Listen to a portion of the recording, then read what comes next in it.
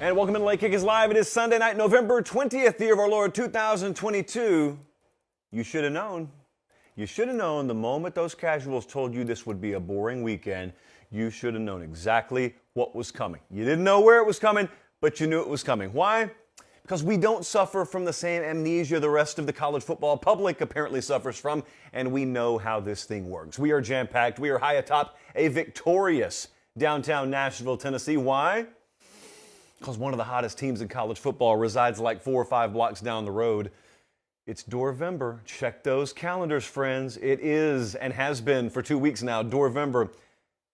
Will enough teams limp into this 4-team playoff? That's one of the things I'm going to talk to you about tonight. As everyone else out there argues with me, we got to go to 8 or 12 or 16. Hey, I'm just looking around on a Saturday in mid-November saying, you going to find 4 of them? Before you get to 8 or 12, you're going to find 4 of them? A lot of upsets, a lot more close to the wire, near upsets. Just not a shocking result yesterday, but a phenomenal ending to a football game in Waco, Texas. We will talk about all of it. We got full Week 12 reaction. I have got takeaways from coast to coast. I mean, we were in Los Angeles last night, Pasadena to be exact, for a classic, an instant classic between USC and UCLA. And sure enough, we were back in Nashville by 8 o'clock this morning. Thus the magic, kids, of the red-eye flight.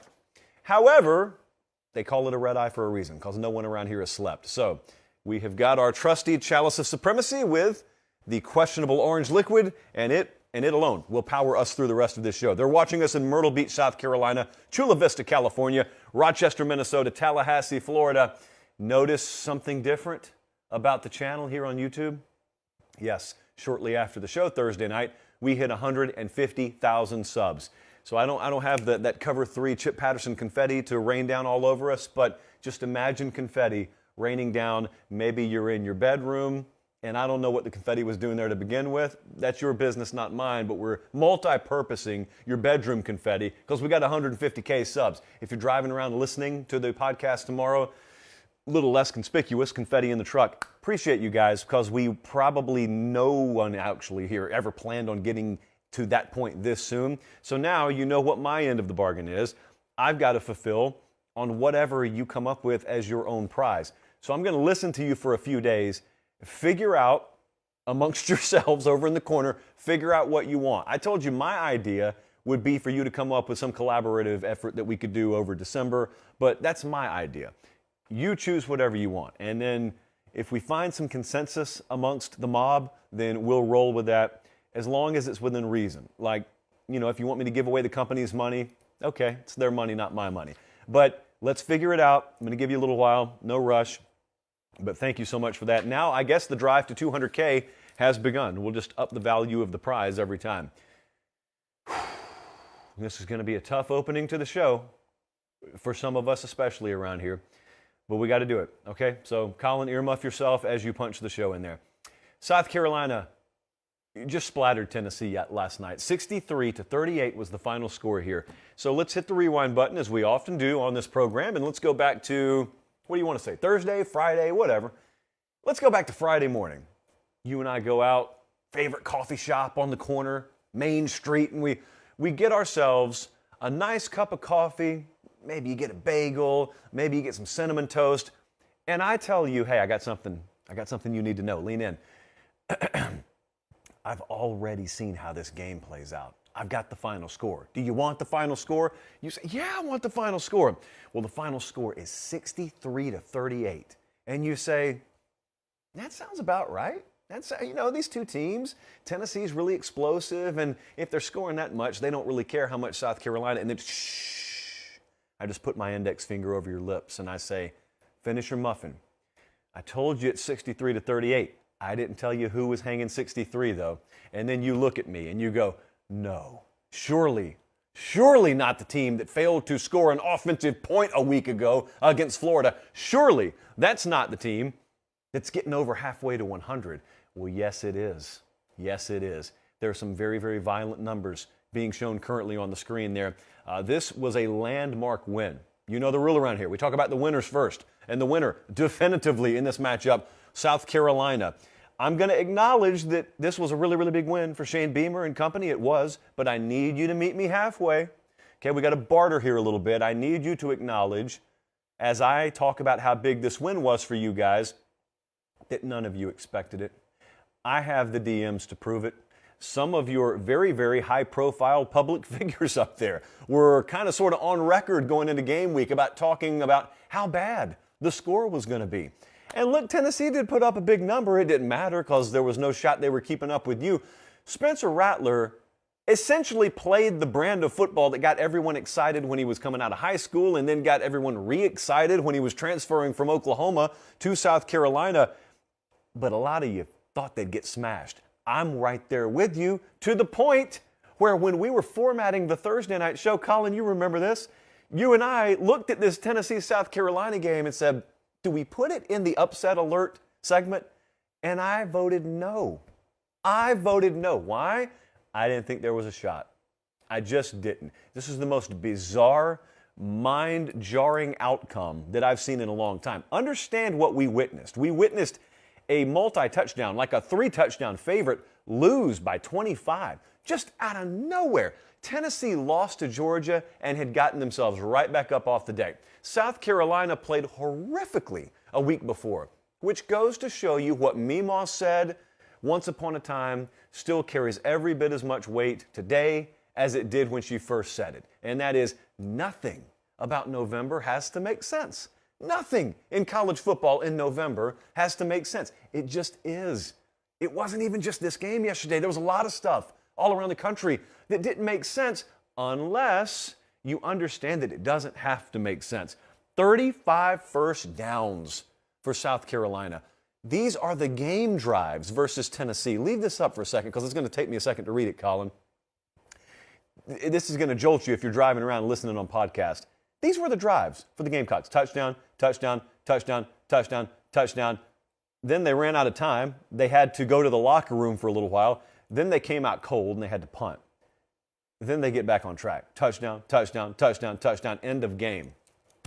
There is no turnover on downs. There's no interception. There is 1 3-and-out conspicuously placed in there, and then the rest of their possessions go for 7. Wild, wild stuff. November's the deep end. Talked about it coming into last week. November's the deep end. The thing about Tennessee is I just thought they could swim. I think all of us did, especially after you had seen them reestablish or reassert themselves after the Georgia game.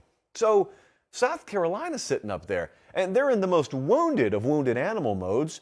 I just didn't think it would matter. Like, I didn't think that they could be – I did not think there was – enough motivation. I didn't think there was a level of being fired up enough that would matter because I didn't think they could execute like that offensively. We haven't seen it all year. Comes out of nowhere. Spencer Rattler is out of his mind. He is Steven Garcia against Alabama in 2010, out of his mind. But November ends up drowning Tennessee, and what really put just a big damper on the ending is not only are they out of the college football playoff conversation, they lose Hendon Hooker for the season with an ACL tear. So that's not any news that anyone wanted to see today. He's been one of the most fun players to watch in college football this year. He's been part of a reclamation project there, and I think he's established himself. If he never plays another down there, obviously, he's established himself. But it was one of the, this is going to sound hyperbolic, I just don't think it is. It's one of the worst losses in the recent memory for this program, because of the magnitude of it. They've had a lot of bad losses, but those teams weren't good. This team was headed to the playoff. This team had odds-on favorite juice to make the college football playoff. And you're talking about seeding, and you're talking about getting your starters some work, and you're talking about avoiding injury, and all of a sudden, just out of nowhere, baseball bat to the face in Columbia. The sport does not guarantee everyone a window, okay? So this is part 2 of the depression today for a Tennessee fan. I know what, after the anger subsides, you will be tempted to do. And I would think the same way if I were you. I would think to myself, okay, oh well, we didn't get the job done this year, but this is just the beginning. You know, so anything that we achieve this year, that was just going to be a cherry on top of what is to come down the road. Now, I've got confidence in the direction of that program. Don't misunderstand me. But I know this sport does not guarantee anyone a window. you're not guaranteed that things will just automatically improve 5%, 7%, 10%. Do we think they will? Yeah, I think that there are more talented versions of Tennessee down the road. I think Josh Heupel will have a better collection of raw talent, but I can't guarantee you he'll have a better team because teams are made up of far more than just talent. One of the most impressive things Lincoln Riley has done is prove just that. He's got a lot of talent, and it is gelled into a really, really good team. And Josh Heupel took these pieces and gelled them into a really, really good team. He'll have more talent down the road, but I don't just assume they'll be right back in the thick of it every year. That's why this stuff is so crushing. Because when you're there, you got to take advantage of it. Hopefully you will have a 5 or 7 year, 10-year window. But that's not always the way it happens, and history has taught us that. It really irritates me we did not feature this on Upset Alert. Okay, so Shane Beamer. Really interesting conversation around South Carolina right now. The fan base has been so conflicted because the offense has been terrible, non-functional at times, and then they go last night and they do something radically different than anyone has seen them do all year. And so if you just look at the numbers, you may think to yourself, well, I was calling for overturn in the offensive coaching staff, but now I look at these numbers, maybe they got it figured out. And then you get a little deeper into the weeds and you realize, maybe it was just more a collaborative effort. There were a couple of programs last night, by the way, in big statement wins that may have shifted around some play calling, shifted around some offensive functionality. Whatever you got to do to win, do it. But that's this year. How does it bleed into December? Are there any decisions that were going to be made that are still going to be made despite this result? You get where I'm going there. How about this week?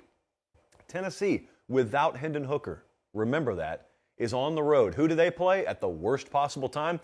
Vanderbilt in Nashville. What do you think the number is? Even with the Hooker news, what do you think the number is? The number is Tennessee minus about 16 or 17 right now, depending on where you look.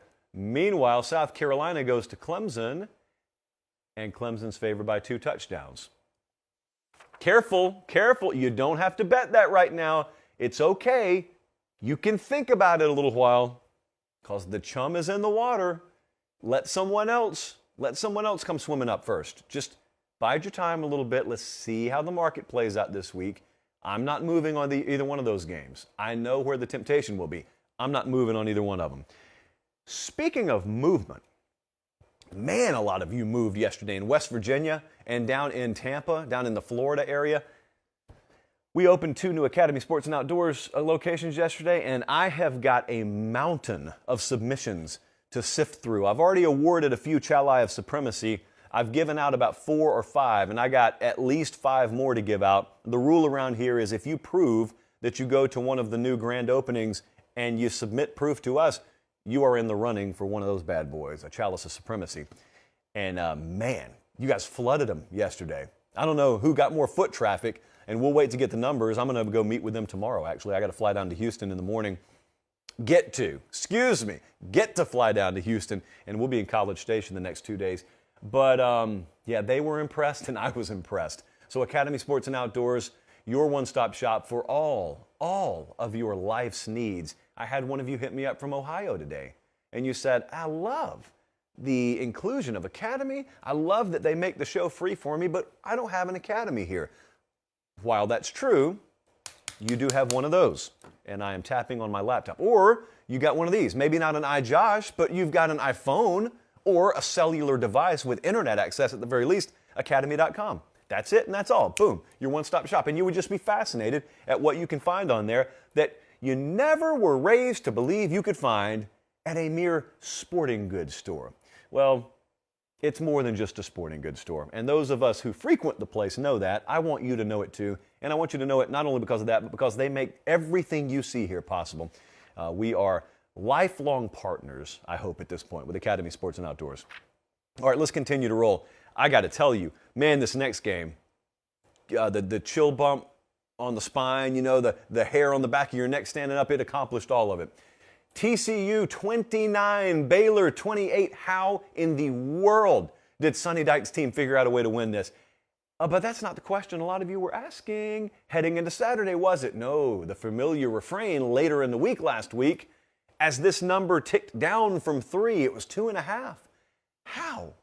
How can TCU only be a 2.5-point favorite? What had we just seen? We saw them go on the road and handle Texas in Austin, and we saw Baylor get smashed at home by Kansas State. And what did we learn? What did Meemaw tell you? Nothing about November has to make sense, and nothing about last week matters. This was the 1,000,001st example. It's happened a million times. This was just 1,000,001 of odds makers understanding what far too often the more casual general public in college football does not understand.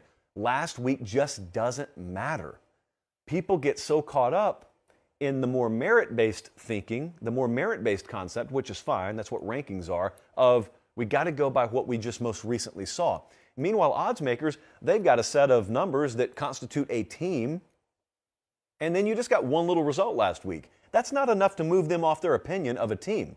So Baylor, they've got Baylor a few points below TCU power ratings-wise. TCU looks great. Baylor gets drug unmercifully. Odds makers aren't moving off that more than maybe a point, point and a half, maybe 2 points, and so they threw the number out there. Because they know how this stuff works. They don't have to guess their way through this.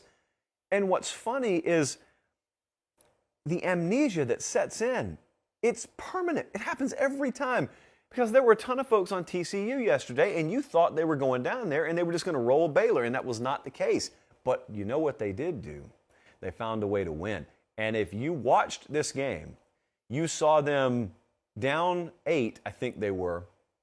And so they get it to within 2, and they go for the 2-point conversion, and it's late in the game, and they don't get it.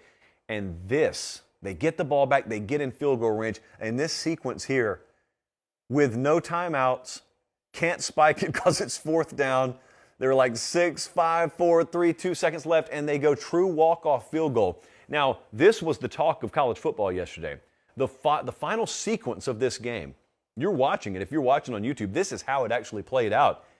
And it looks like chaos, but very controlled chaos. Now, I think there may be a little bit of criticism to be given out, and the criticism is I don't think that's how they drew it up. And I'll tell you why, Colin, if you could roll that again, I don't know how many times we're going to loop it. So the one thing that you do notice is most of the time, when you're going to send a guy out to kick a field goal, game winning, or maybe in the second quarter, he's taking his usual 3 steps back, 2 steps over to the left to line himself up. And their kicker did not have the opportunity to do that.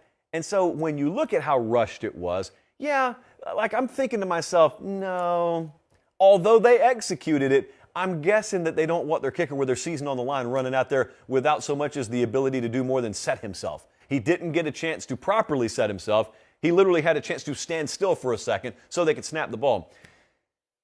But they got it done.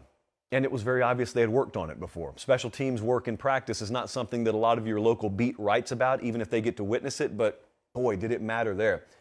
That was pretty heart-stopping. Look at that TCU contingent back there in the end zone. That is at McLean Stadium. That's in Baylor, but they traveled down from Fort Worth. I've made that drive myself.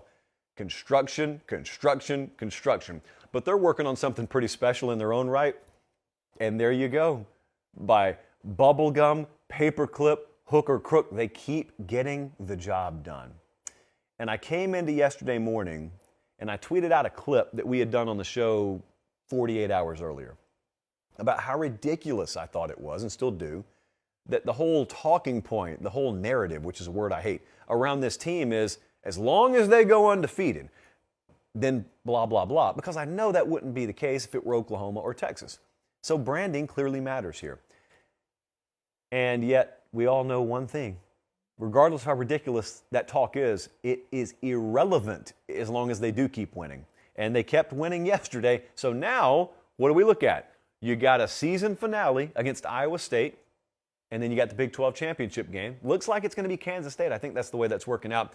But TCU has afforded themselves the opportunity to actually traffic in one of the big lies. One of the big lies in college football is a win is a win. Because a win is not always a win. If you beat a team you're favored by 49 against by a field goal versus beating them by 49, those wins are not equal. They are in the NFL. They're not equal in college football because you get rated, you get ranked, you get judged in this sport by a committee. But TCU's at the point where it does not matter if they win by 1 point or a million, because they have afforded themselves the luxury of having a win matter as long as it's a win. So they do get to temporarily tell one of the big three lies about their season because they have afforded themselves the opportunity to do that. TCU did need that now, obviously. Moving forward, though, with all the other moving chairs on the deck, what could happen? Because you know Tennessee is now a 2-loss team, so you've got separation. You have got USC, which is obviously going to vault up there, I would imagine, into the 5 spot, I think. Don't quote me on playoff projections, but you got Georgia, Ohio State, Michigan are about to play Saturday, and then there's TCU. I do not know, is what I'm saying, how the committee would compare a 1-loss TCU. See, here's the thing. The 1-loss TCU has could very well be in the conference championship game. But here's the other fun part. USC, like everyone is looking, now that they beat UCLA, they're looking towards the Pac-12 championship game because they locked up a spot in it. They got to play Notre Dame this week. The line on the game's like 5. Notre Dame's playing their best ball of the season, for what that's worth. What if USC loses another game? Then they go and win the Pac-12. So there are a lot of twists and turns still along the way.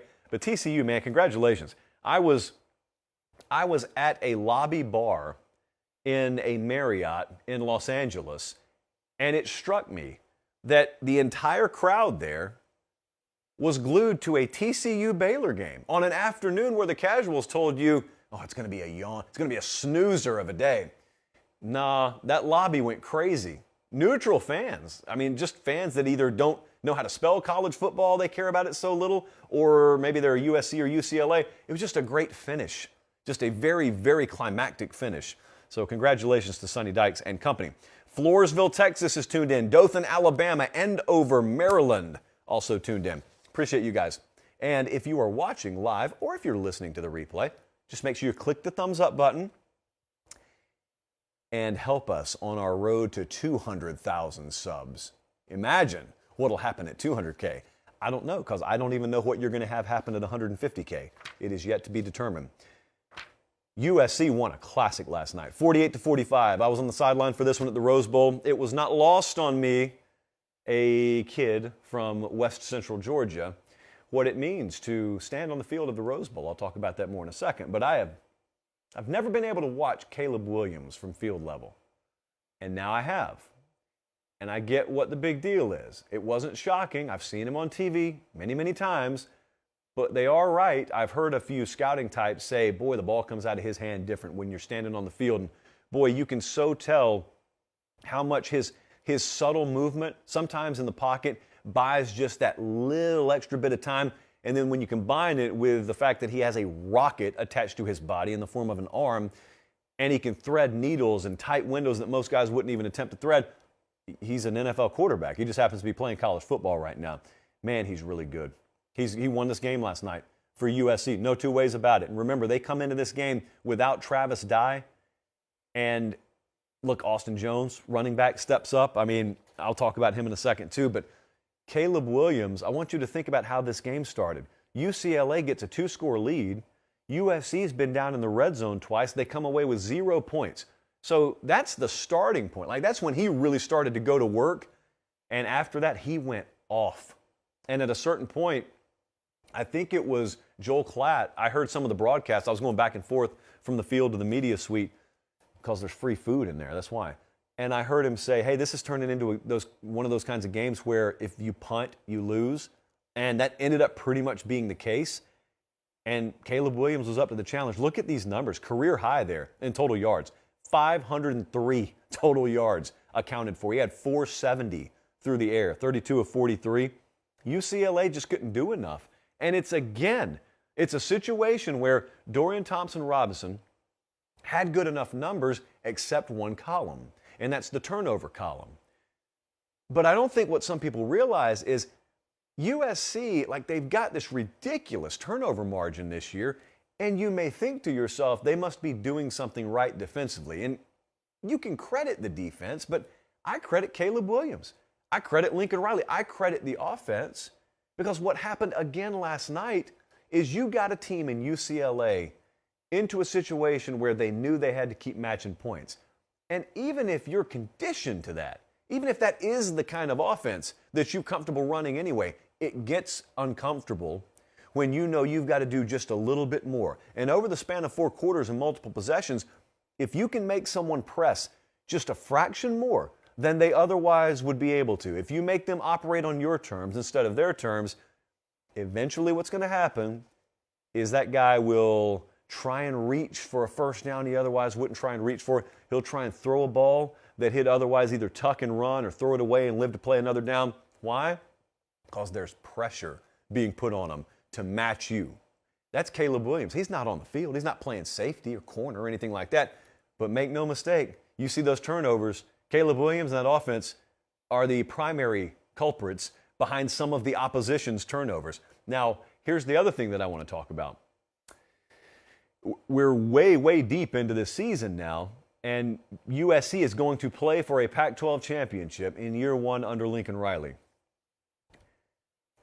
All I can say about him is you may not like Lincoln Riley. You may not want to give Lincoln Riley credit. There are certainly different camps, and he's pretty polarizing. No one's indifferent on Lincoln Riley, but you've got to give him credit. You may not want to give Lincoln Riley credit, but you got to give him credit. This dude's essentially become college football's Ferdinand Magellan.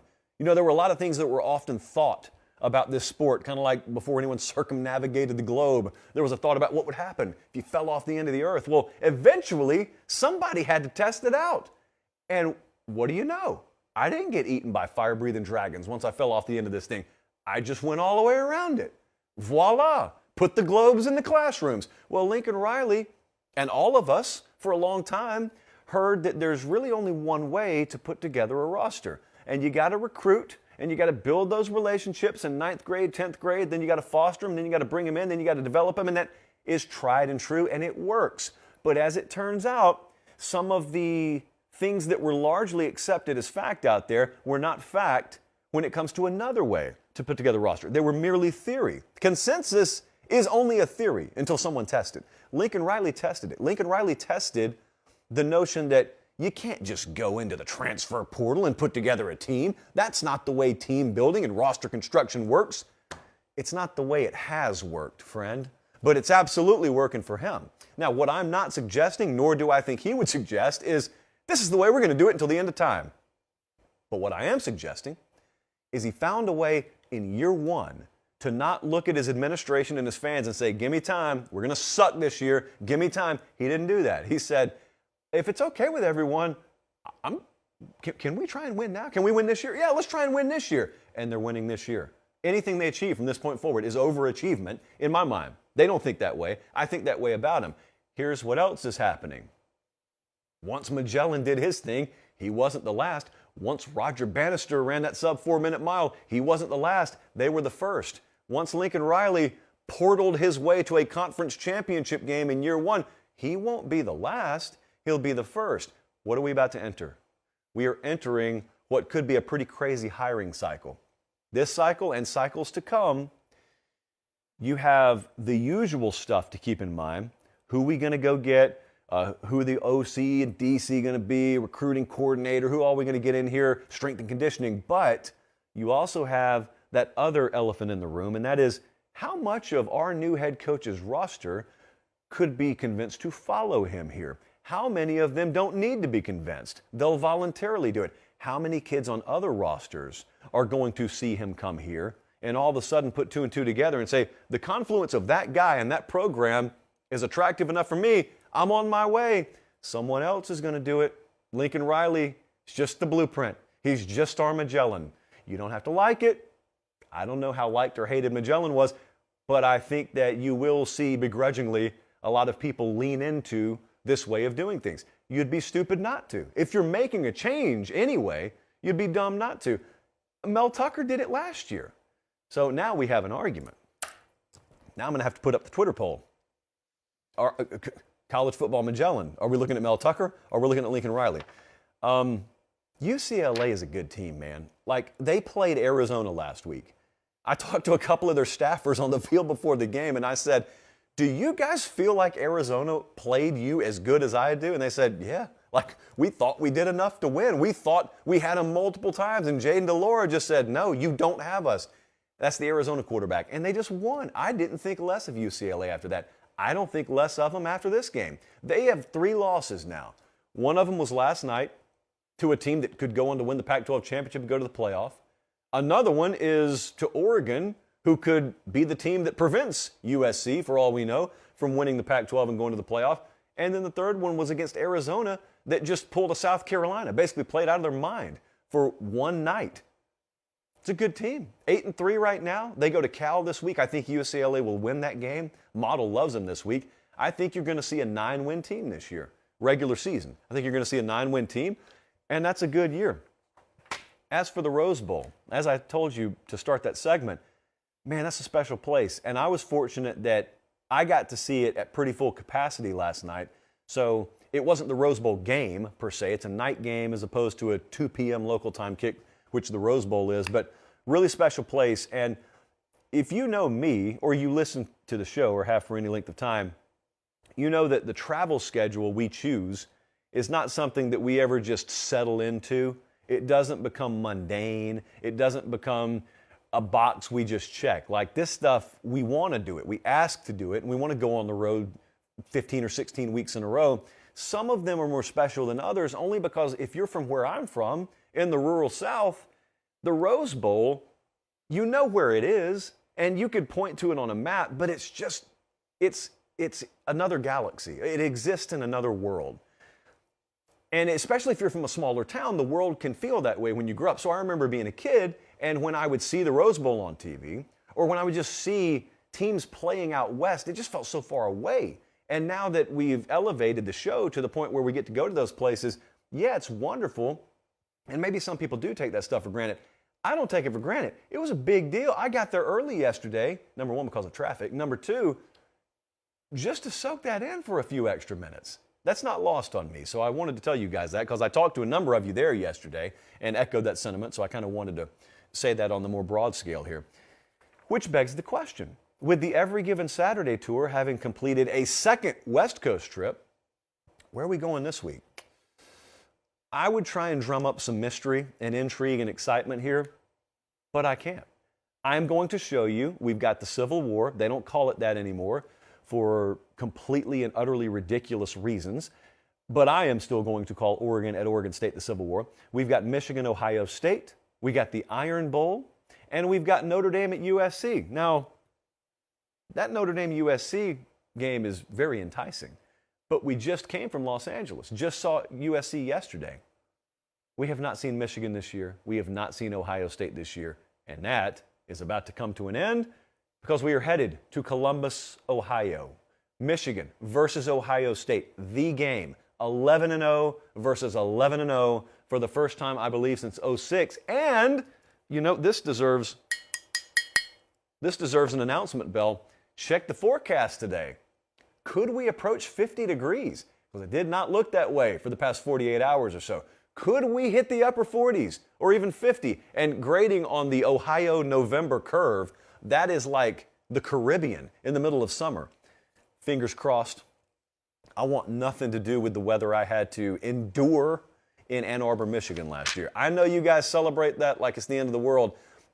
I loathe it like it's the end of the world.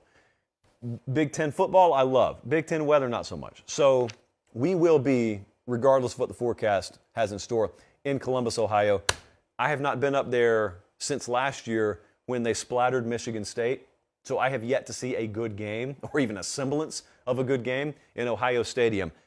I have a sneaking suspicion that we will break that dry spell. We will break that streak this week. This is going to be a good one. One-game season. Total Super Bowl mode, one-game season. I'm going to talk about that game a little bit more later. And obviously, we'll break it down Tuesday. Got some more games that I want to hit here. Appreciate you guys being tuned in. Make sure you like. Someone suggested I go to Vandy. Don't think I didn't consider it. That's all I'll say. Don't think I didn't consider it. Georgia 16, Kentucky 6. I was watching this game out at the Rose Bowl, and I was trying to get myself excited about the potential that Kentucky could pull the upset, but I never thought they were going to. And then I was trying to convince myself I should be stunned that this game was close, but I couldn't do that either. I think a lot of the game just makes perfect sense. I think that Kentucky hanging around is not a surprise. I don't think Georgia was surprised by that. What have we learned about November? The very fact that Kentucky lost to Vandy last week should have told you, don't expect them to be down against Georgia. Expect their best against Georgia. You got their best. Now, here's another thing we knew, and Kirby Smart knew. Their best, Kentucky's best, was never going to be good enough offensively. So it also doesn't shock me that a quote-unquote close game included them not hitting double digits. Georgia's given up 11 and some odd points per game, leading the country right now. And so if everyone wants to complain about how Georgia manages things offensively, they're trying to win a game. And while they may not manage their offense in such a way where they're going to hang half 100 every week, there is virtually no chance they're going to get beat by employing that strategy. Michigan has done that a lot of this year. Almost bit them yesterday, but Michigan's done that too. I mean, top scoring defenses in the game right now. What do you know? Georgia, Michigan. I did not know that, actually. They are 1-2, and Michigan played number 3 in Illinois yesterday. So Georgia, I think another thing to consider is they clinched. They clinched the SEC East last week. It was like 4 degrees yesterday. It was just a survive and advance kind of game. Georgia's another one of them that can honestly say a win is a win. They don't need style points. They don't need any of that. They just need to win and get out of there. But as is usually the case, when a team does not look like they're in full-on Xbox mode, if I pull the iJosh out of my back pocket and I look, I'm going to have some version of the following quote. Well, this team's not going to beat Ohio State. That team's not going to play Ohio State. Nothing about the Georgia effort you see against the University of Kentucky has any relevance to potentially what they'd look like if they were on the field with Ohio State. Oh, and by the way, as you're typing that to me, and you know who you are, did you check the Ohio State-Maryland score at any point yesterday? Did you check out how that was a field goal game in the fourth quarter? So what Ohio State are we talking about? And for that matter, you want to throw TCU at me? Do you want to throw Michigan at me? Tennessee you can't throw at me? I don't know if you guys have looked around. There is no truly elite team out there right now. Which team do you hold as the unquestioned standard of greatness in college football this year by which every one of your performances should be compared? And if we play like this against them, we're going down. It's like the Remember the Titans mode. I mean, if we play like this against Groveton, we're going down. There is no Groveton in the sport this year. There is no 2019 LSU. There is no 2020 Bama. You got some pretty good teams there at the top, and then you got some pretty good teams below them. As it turns out, there is not a massive gap. It looked that way early in the year. That's not the way the season has played out. The odds to win the championship right now, Georgia is favored. Ohio State's behind them. Michigan's 3. And then you got a little bit of a gap in the odds. And then you got TCU and USC. But I always wonder how people think the way that they think when they say, I'm watching a team that's clearly disinterested in their opponent. I'm going to go ahead and pretend that if they were playing for a title, or if they were playing in a semifinal game against TCU or Michigan, they'd play this exact same way. Total foolishness. You know better. Georgia, however, is a flawed team, as they all are. And I think one of the things that Georgia folks are learning more and more is they're not so great on short yardage, which is kind of surprising because the rest of the MO of their team and their culture, you would think would permeate seamlessly to those sorts of situations. You would think they'd be good defensively, and they are, but you would also think offensively, if they need 2 tough yards here on 3rd or 4th down, they can get them, and it's not the case. And I don't know if it's an offensive line thing. I don't know if it's just that they don't have true stud tailbacks that you trust between the tackles in those situations, but whatever it is, they don't have that. What is that? It is a moderate to minor flaw, however you want to describe it, on a team in a season where everyone's got warts and blemishes. Even though some may be undefeated, they've all got areas where you can expose them. That just happens to be Georgia's. Now, Kentucky lost this game, but there was news out of Kentucky this morning. And that is that Mark Stoops has a new deal. Mark Stoops is about to be making, starting in 2023, his base salary is going to be $9 million a year. That, you know what that's worth? That's worth a paper pop. $9 million a year. I think it starts at like 8.6. Can you imagine telling someone at any point in the last 10 years, someone's about to be making $9 million to coach at Kentucky, and then you wait, and then you say, in football.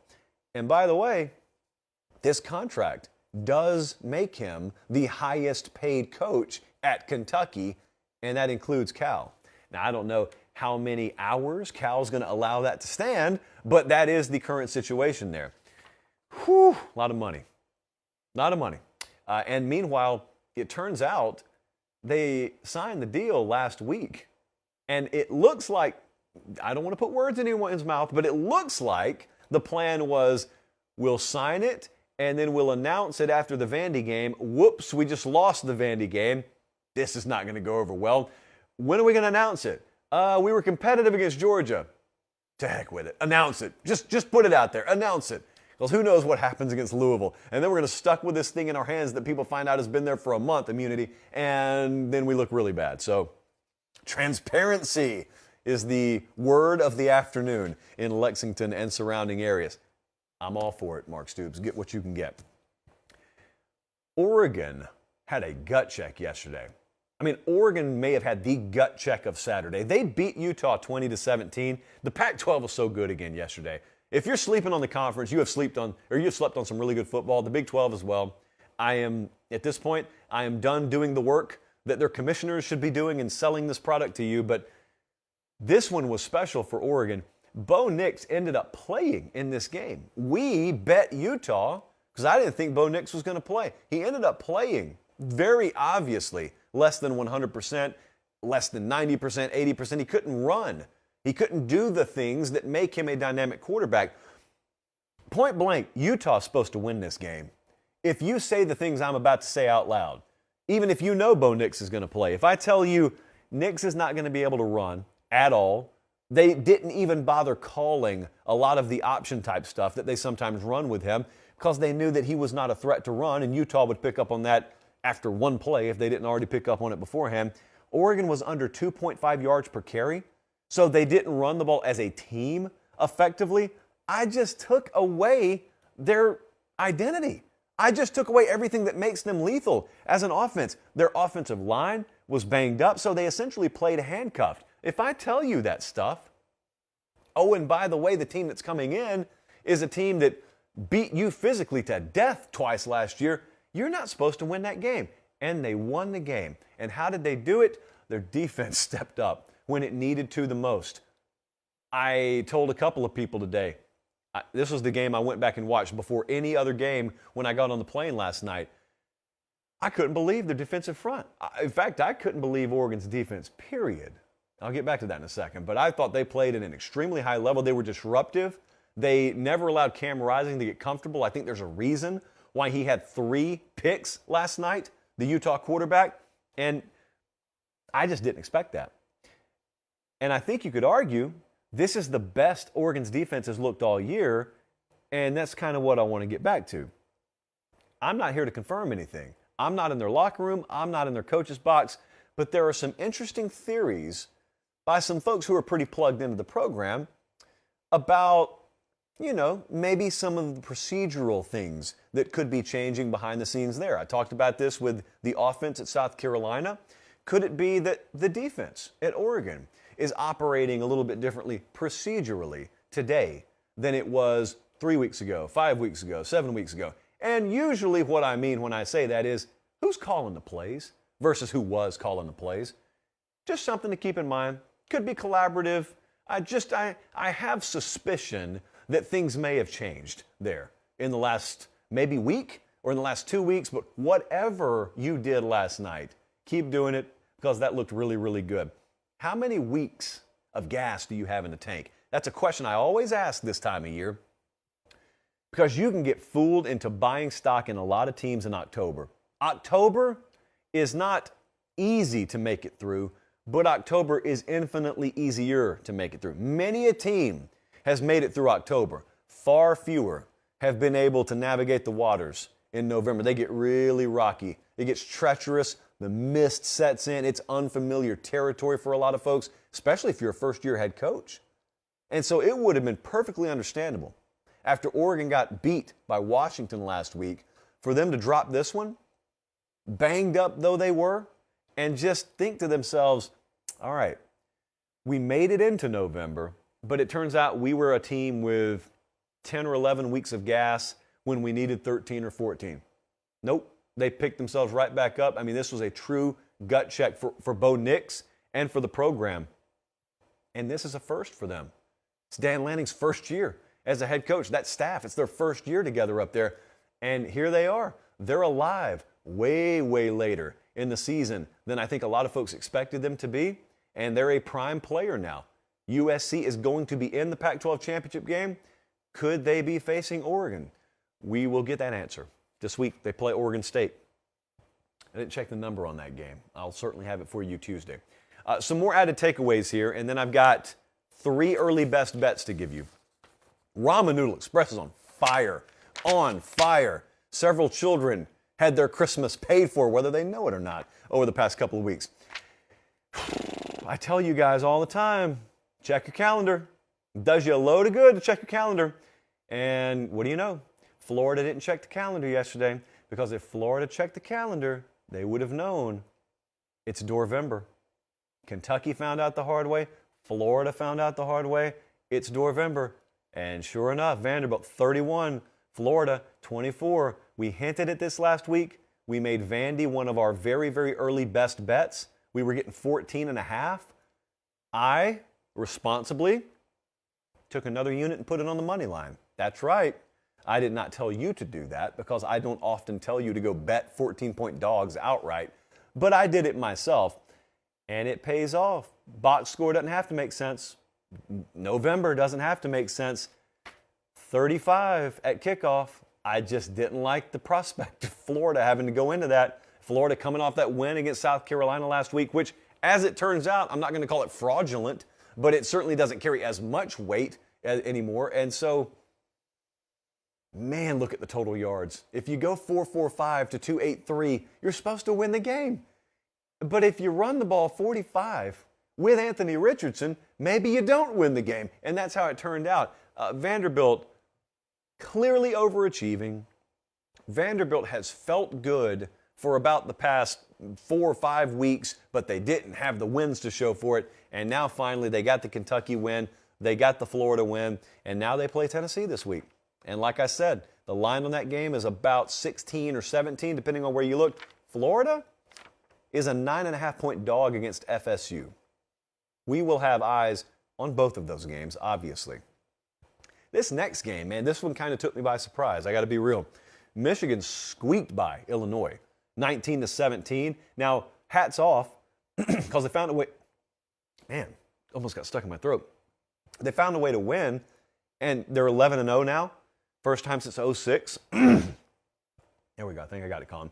And that sets up the Ohio State game this Saturday, which we will talk about ad nauseum this Tuesday. But, man, if you've watched Michigan this year, you know they're really physical.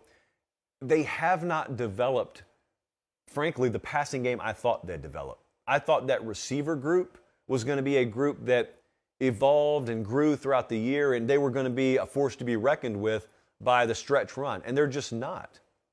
For whatever reason, they're just not. And if you don't have that tool at your disposal, you can get in a situation where you reach into the box and there's nothing there. And you just got to keep doing what you've been doing. And, 19-17 against Illinois. That's the result. Illinois playing inspired football yesterday, playing for Brett Bielema. He just lost his mom. Illinois has been a good team this year, period, inspired or not. But there you go. A field goal at the end ends up keeping Michigan alive, keeping them perfect. Now, here's what I don't want you to do. I've already talked about this theme several times. I don't want you to fall into the same trap that a lot of people do every week, and that is thinking that 1 week impacts the next week. Michigan could throw for 350 yards this Saturday, and it wouldn't shock me. They are playing Ohio State. Nothing about anything else I've seen this year matters this Saturday. It is a 1-game season. Andrell Anthony has not done fractionally what people have expected him to do this year. He could go off for 175 yards and 3 touchdowns this Saturday. And you'd look at it and you'd say, yep, that's the Ohio State-Michigan game. That's the Michigan-Ohio State game. That's the game. So I don't care. They won. I don't care. Next game, Ohio State 43, Maryland 30. They won. I don't care. Nothing about yesterday matters this Saturday. Now, I tell you one specific thing that matters that I saw yesterday. Mayan Williams, out. Travion Henderson, hurt to the point where I'm surprised they played him. Ryan Day said he had a good week of practice. He looked crippled to me. And so he's in there playing to start, and then they wisely get him out of there because he can't function, and they put in Dallin Hayden. You say, whomst? Ohio State fans know him. That would be about the extent of how many people really would know about him nationally. 146 yards, 3 touchdowns. That's called depth. That's quality depth. That's why you recruit him. That's why you rep him in practice, and that's why you don't stop paying attention after your 1s and 2s run through the line. Because the later you get in the year, the more guys get banged up, the more those critical last-minute recruiting decisions. Who do we take? What is our eval on this guy? It all ends up playing out in that form. No one on any preview magazine, publication, or editorial board cared about that kid preseason. I hadn't heard him mentioned on Ohio State boards by mid-season. But there he was yesterday, and he was ready to go. And so who knows what their running back situation is going into this week. I am sure, or virtually certain, that everything Ohio State's doing and everything Michigan is doing is geared towards getting themselves prepared health-wise for this game. Doesn't mean they'll all be ready, but you also are not going to get much reputable injury information this week either. So I wouldn't plan on having many updates. You'll just have to turn on the game Saturday and find out. But I'm going to save it for Tuesday. I got some thoughts already on Ohio State, Michigan. I'm going to save it for Tuesday. Clemson took Miami and body bagged them yesterday, 40-10. Somehow, some way, this game was probably even worse than 40-10. You want padlock stats? I haven't given out padlock stats this show yet. How does 27-6 in the first down department sound? Edge, Clemson, by the way. Third downs, Clemson was 14 of 19. Total yards, 447-98. Yes, friends, Miami failed to crack the 100-yard mark. Not in a quarter, not in a half, but in a full real-life college football game. Total plays, 84-42. Edge, Clemson. So a total skull-dragging. The Sarah McLachlan special of the day happened in Clemson, South Carolina. And if it didn't happen there, it happened in Columbia. So you can take your pick. Sarah McLachlan was running things in the Palmetto State yesterday. This was a gross football game. There's really not much reason to break it down. But I do have this little tidbit for you.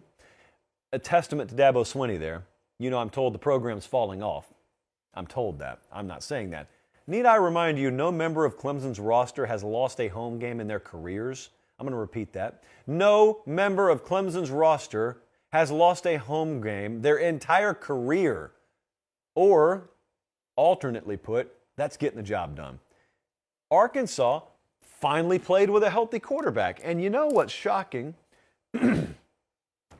Regardless of what some more casual-minded amongst us would say, Arkansas with a healthy KJ Jefferson is actually a really good team. I had a wager on the line with one such person who would swear to you KJ Jefferson's not good. Well, that's a relative term. He's infinitely better than what the other options there are, and he was plenty good enough to run all over Ole Miss yesterday. This was a 42-6 game at one point, I think entering the fourth quarter. So Arkansas just smoked Ole Miss. I think it was a little bit of a perfect storm, too. You got the Kiffin stuff going on. I can't tell you quantitatively how big a distraction that is. I just think that it is. You also had their SEC championship hopes dashed last week, their playoff hopes dashed. So that's out the window. And Arkansas got healthy. And I know if you're looking at your screen right now, you have to think this is a typo, but it's not. Ole Miss put up 703 yards of offense and got run. It was 42-6 at the beginning of the fourth quarter. I watched the game, and I don't know how that's possible. But a healthy KJ Jefferson, check. Bowl eligibility, check. Had senior day, I think, yesterday, and a lot of those guys have been there through ups and downs and ups and downs. Check. They were not losing that one yesterday. So hats off to them, and it's going to be an interesting week there in Oxford, Mississippi. They got the Egg Bowl Thursday, and then who knows who they're going to have there Friday. So a lot remains to be seen this week. One other game that has one of the more puzzling stats in a box score I saw all day. Oklahoma won Bedlam. They beat Oklahoma State 28-13. Oklahoma State's offense is just gone. It ceases to exist, and they were down, I think, 28-0. Oklahoma scored all of their points in the first quarter. I want you to listen to this. Oklahoma was 1 of 14 on third down, and they won. Look at that box score. They got outgained. They were 1 of 14 on third down. Oklahoma State had 9 more first downs than them. But that turnover stat at the bottom, boy, did it matter. And Oklahoma State was -2 in that department. What does this mean? For most of you, not much, because you just watched it and you saw two teams that aren't in the mix for anything of note in the postseason. But for an Oklahoma fan, when you can win this game in your down years, it means a whole lot. And that's 10 of the last 11 that Oklahoma's won. For Lincoln Riley, if you're trying to keep folks on board, if you're trying to keep people engaged, you're trying to springboard your way into the next season, you better believe it matters. So big win there for Oklahoma. Didn't get to watch a lot of that game yesterday. That one's on the, what did I say, Colin? Oh, I said, ooh, that's not good. If this were not a live show, I would have Colin cut it, but apparently I said Lincoln Riley. Brent Venables, yes. Brent Venables, the head coach for the University of Oklahoma. I saw Riley last night, so that's my excuse. And we also made a lot of money yesterday, so I think that you ought to spare me a little.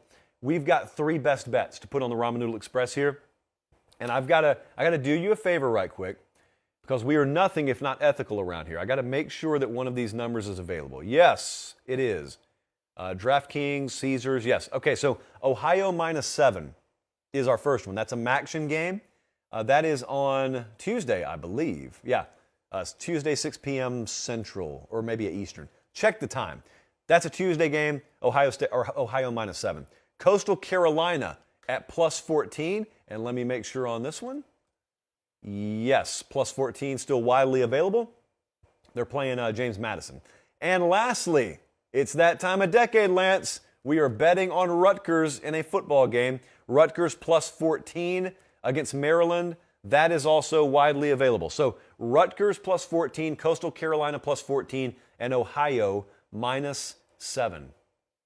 Boy, we've been hot. And I've got several more games we're going to put on the board again this week. Look, here's what you need to know about this week. It's Thanksgiving week. And yes, Thanksgiving is very important to us. But it's also one of the most important weeks of the year in college football. It's rivalry week. But we've also got potential major coaching moves and announcements coming. So we're not taking a break around here. Now, what we will do is we will have our Tuesday show. It's going to be completely and utterly loaded. We'll actually do it from College Station. We won't have a show Thursday. However, we will have our show Sunday. We'll be in Columbus Friday and Saturday. So if anything happens, you just keep it locked on the social channels at Late Kick Josh. Keep an eye on the YouTube channel. If something big enough happens, we'll be on it, suffice it to say. I appreciate you guys. The subscriptions caught a lot of people by surprise. Not us, though. We knew it was coming. So for producer Jesse, for producer Belchi, for director Colin, I'm Josh Pate. Take care. Have a great start to your week, and God bless.